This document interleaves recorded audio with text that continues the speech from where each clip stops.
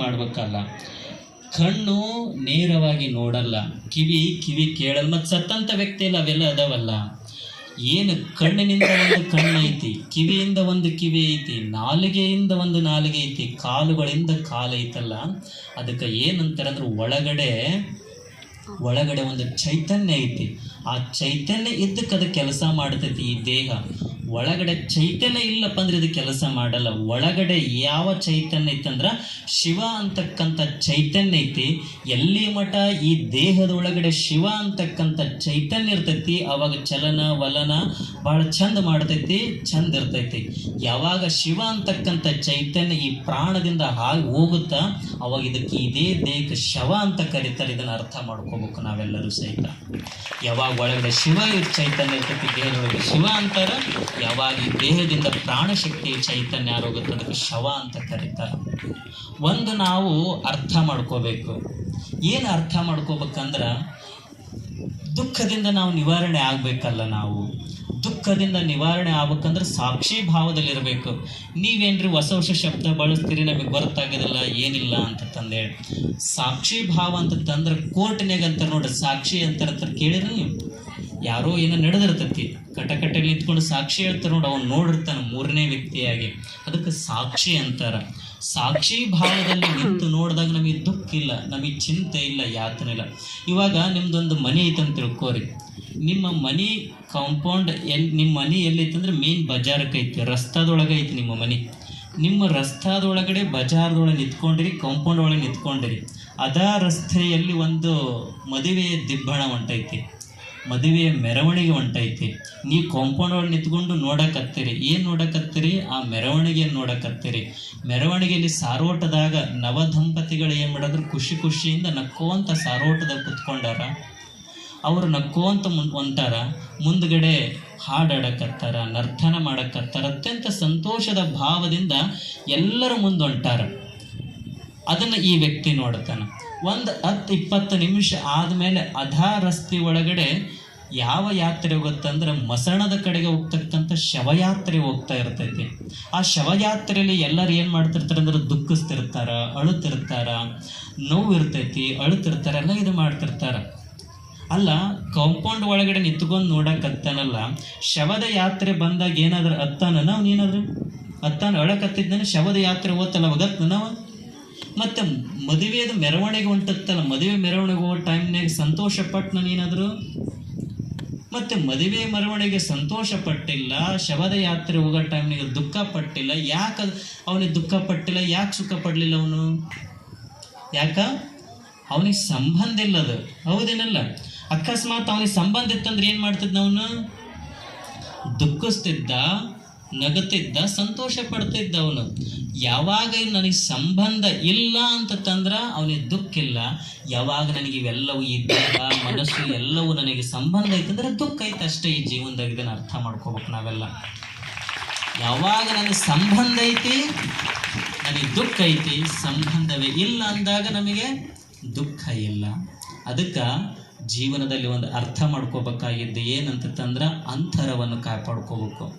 ಎಲ್ಲಿಯ ತನಕ ನನ್ನ ಅಂತರವನ್ನು ಕಾಪಾಡ್ಕೊಳ್ಳೋದಿಲ್ಲ, ಅಲ್ಲಿಯ ತನಕ ನನಗೆ ದುಃಖ, ಚಿಂತೆ, ಯಾತನೆಗಳಾಗ್ತಕ್ಕಂಥದ್ದು. ಈ ದೇಹದೊಂದಿಗೆ ಅತ್ಯಂತವಾಗಿರ್ತಕ್ಕಂಥ ಆಳವಾದಂಥ ಸಂಬಂಧನ ಹೊಂದಿಬಿಟ್ಟೆ ನಾನು. ಅದಕ್ಕೆ ನನಗೆ ದುಃಖ ಆಗ್ತಕ್ಕಂಥದ್ದು. ಯಾವಾಗ ಈ ದೇಹದೊಂದಿಗೆ ನನ್ನ ಸಂಬಂಧವನ್ನು ಅಂತರ ಕಾಪಾಡ್ಕೊಂತ ಬರ್ತೀನಲ್ಲ, ಅಂತರ ಜಾಸ್ತಿ ಹಾಕೋಂತ ಹೋದಂಗಲ್ಲಿ ಏನಾಗತ್ತಂದ್ರೆ ದೇಹದೊಂದಿಗೆ ಆಗ್ತಕ್ಕಂಥ ನರಳಾಟ, ದುಃಖ, ನೋವುಗಳದವಲ್ಲ ಇವು ಕಡಿಮೆ ಹಾಕ್ಕೊಂತ ಹೋಗುತ್ತೆ. ಯಾವಾಗ ಈ ದೇಹವೇ ನಾನು ಅಂತ ಅನ್ಕೊಂತೀನಲ್ಲ, ಅವಾಗ ದುಃಖ, ಯಾತನೆಗಳಾಗ್ತಕ್ಕಂಥದ್ದು. ಈ ಮನಸ್ಸೈತಲ್ಲ, ಮನಸ್ಸಿನೊಂದಿಗೆ ಅಂತರನ್ನು ಕಾಪಾಡಿಕೊಂಡಾಗ ಮನಸ್ಸಿಗೆ ಆಗ್ತಕ್ಕಂಥ ಸುಖ ದುಃಖಗಳು ನನಗಾಗಲ್ಲ, ಮನಸ್ಸಿಗಾಗತ್ತ. ರೋಗ ರುಜಿನಗಳು ಎದಕ್ಕೆ ಬರ್ತಾವು? ದೇಹಕ್ಕೆ ಬರ್ತಾವೆ. ನನಗೆ ಬರ್ಲಂತಂದ್ರೆ ದುಃಖ ಇಲ್ಲ. ಈ ಅಂತರನ್ನು ಕಾಪಾಡ್ಕೊಂತ ಹೋಗ್ಬೇಕು. ಮತ್ತು ಹಂಗಂತೇಳಿ ಎಂಜಾಯ್ ಮಾಡಬಾರ್ದನ್ರಿ, ಸಂತೋಷ ಪಡಬಾರ್ದಂತ ಕೇಳ್ಬೋದು ನೀವು. ಸುಖ ಪಡಬೇಕು, ಆನಂದ ಪಡಬೇಕು. ಆದರೆ ಸುಖವನ್ನು ಪಡಬೇಕು, ಆನಂದವನ್ನು ಪಡ್ಬೇಕಂದ್ರೆ ಒಂದು ಕಲ ಐತಿ. ಏನು ಕಲ ಐತಂದ್ರೆ ಸುಖ ಪಟ್ಟಿರ್ಬೇಕು, ಆದ್ರೆ ಸಿಕ್ಕಾಕೊಂಡಿರ್ಬಾರ್ದು. ಏನು? ಸುಖ ಪಟ್ಟಿರಬೇಕು, ಸುಖವನ್ನು ಅನುಭವಿಸಿರ್ಬೇಕು, ಆನಂದವನ್ನು ಅನುಭವಿಸಿರ್ಬೇಕು, ಆದರೆ ಸಿಕ್ಕಾಕೊಂಡಿರಬಾರ್ದು. ಇದೊಂದು ಕಲ ಐತಿ. ಈ ಕಲವನ್ನು ತಿಳ್ಕೊಬೇಕನ್ನಕ್ಕೆ ಈ ಕಾರ್ಯಕ್ರಮ.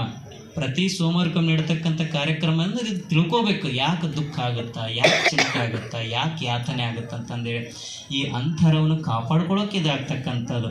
ಮತ್ತು ಇಲ್ಲಿ ಪ್ರತಿ ಸೋಮವಾರಕ್ಕೊಮ್ಮೆ ನೀವೆಲ್ಲ ಬರ್ತೀರಲ್ಲ, ಒಂದು ನಿಮಗೆ ತಲೆಗಿರಬೇಕು. ಏನು ತಲೆಗಿರ್ಬೇಕಂದ್ರೆ ಇಲ್ಲೇನು ವಚನ ಹೇಳ್ತಾರೋ, ಏನು ಶ್ಲೋಕ ಹೇಳ್ತಾರೋ, ಏನು ಕಥೆ ಹೇಳ್ತಾರೋ, ಏನು ಹಾಸ್ಯ ಹೇಳ್ತಾರೋ, ಏನು ಅದು ಹೇಳ್ತಾರೋ ಇದು ಹೇಳ್ತಾರೋ ಅಂತ ಜಾಸ್ತಿ ತಲೆ ಕೆಡ್ಸ್ಕೊಳಕ್ಕೆ ಹೋಗ್ಬೇಡ್ರಿ. ಸುಮ್ಮನೆ ಬಂದು ಕುಂದಿರ್ಬೇಕು, ಸುಮ್ಮನೆ ಬಂದು ಕೂಡಬೇಕು. ಸುಮ್ಮನೆ ಬಂದು ಕುಂತರಪ್ಪ ಅಂದ್ರೆ ಮನಸ್ಸು ಸ್ವಚ್ಛ ಆಗ್ತಕ್ಕಂಥದ್ದು. ಇವಾಗ ಮಗು ಅಳ್ತಾ ಇರ್ತೈತಿ, ಆ ಅಳುವಂಥ ಸಣ್ಣ ಪಾಪು ಇರ್ತೈತಿ. ಆ ಅಳ್ತಕ್ಕಂಥ ಮಗುವನ್ನು ತಾಯಿ ಏನು ಮಾಡ್ತಾಳ, ಜೋಗುಳ ಪದವನ್ನು ಹಾಡಾಡಿ ಆ ಮಗುವನ್ನು ಮಲಗಿಸ್ತಾಳೆ. ಆಕೆ ಆ ಅಳುವಂಥ ಅಳುವನ್ನು ನಿಲ್ಲಿಸ್ಬೇಕಾಗೈತಿ, ಮಗುವನ್ನು ಮಲಗಿಸ್ಬೇಕಾಗೈತಿ. ಅದಕ್ಕೆ ತಾಯಿ ಪ್ರೀತಿಯಿಂದ ಏನು ಮಾಡ್ತಾಳಂದ್ರೆ ಆ ಮಗುವನ್ನು ಎದೆಗೆ ಹಿಂಗೆ ಅವಿಚಿಕೊಂಡು ಹಾಲು ಕುಡಿಸ್ತಾ ಕುಡಿಸ್ತಾ ಕುಡಿಸ್ತಾ ಜೋಗುಳವನ್ನು ಹಾಡ್ತಾ ಹಾಡ್ತಾ ಹಾಡ್ತಾ ಏನು ತಾಯಿ ಜೋಗುಳ ಪದವನ್ನು ಕಲ್ತಾಳಲ್ಲ, ಏನು ಸಂಗೀತದ ಪಾಠಶಾಲೆಗೆ ಚೀನರ್ ಸಂಗೀತ ಕಲ್ತಾಳನ ಆಕಿ? ಹಾಂ, ಸಂಗೀತ ಪಾಠಶಾಲೆ ಸ್ವರಬದ್ಧವಾಗಿ ಆಡ್ಬೇಕಂತ ಜೋಗುಳ ಏನಾರು ಕಲ್ತಾಳೇನ ಆಕಿ? ಸ್ವರಬದ್ಧವಾಗಿ ಏನು ಕಲ್ತಿಲ್ಲ ಆಕೆ, ಜೋಗುಳ ಪದವನ್ನು ಹಾಡೋದೇನು ಕಲ್ತಿಲ್ಲ. ಆದರೂ ಕೂಡ ತಾಯಿಯ ಪ್ರೇಮ ಏನಾಗುತ್ತಂದ್ರೆ ಜೋಗುಳ ಹಾಡ್ತಾ ಹಾಡ್ತಾ ಹಾಡ್ತಾ ತಾಯಿ ಮಲಗ್ತಾಳ. ಆ ಜೋಗುಳವನ್ನು ಕೇಳ್ತಾ ಕೇಳ್ತಾ ಕೇಳ್ತಾ ಮಗುವು ಕೂಡ ಮಲಗುತ್ತಾ, ತಾಯಿ ಕೂಡ ಮಲಗ್ಯಾಳ, ಮಗು ಕೂಡ ಮಲಗೈತಿ. ಇಬ್ಬರ ನಡುವೆ ನಿದ್ರೆ ಆನಂದ ಹತ್ತೈತಿ. ನೋಡ್ರಿ ಎಷ್ಟು ಸುಂದರಲ್ಲ. ಅಲ್ಲಿ ತಾಯಿಯೂ ಇಲ್ಲ, ಮಗುವಿಲ್ಲ, ಇಬ್ಬರು ಕೂಡ ನಿದ್ರೆ ಆನಂದದಲ್ಲಿ ತೇಲಕತ್ತಾರ. ಇಲ್ಲಿಯೂ ಸಹಿತ ನಾವು ಏನು ಮಾಡ್ಬೇಕಪ್ಪ ಅಂತಂದ್ರೆ ಇಷ್ಟೇ, ಇಲ್ಲಿ ಹಿರಿಯರು ಅದಿರಿ, ಕಿರಿಯರು ಅದಿರಿ, ಎಲ್ಲ ಧರ್ಮದವರದಿರಿ, ಎಲ್ಲರೂ ಅದಿರಿ. ಭೇದ ಭಾವ ಯಾವುದೂ ಇಲ್ಲ. ಎಲ್ಲವನ್ನು ಮರೆತು ಇಲ್ಲಿ ಕುತ್ಕೊಂಡಿರಲ್ಲ.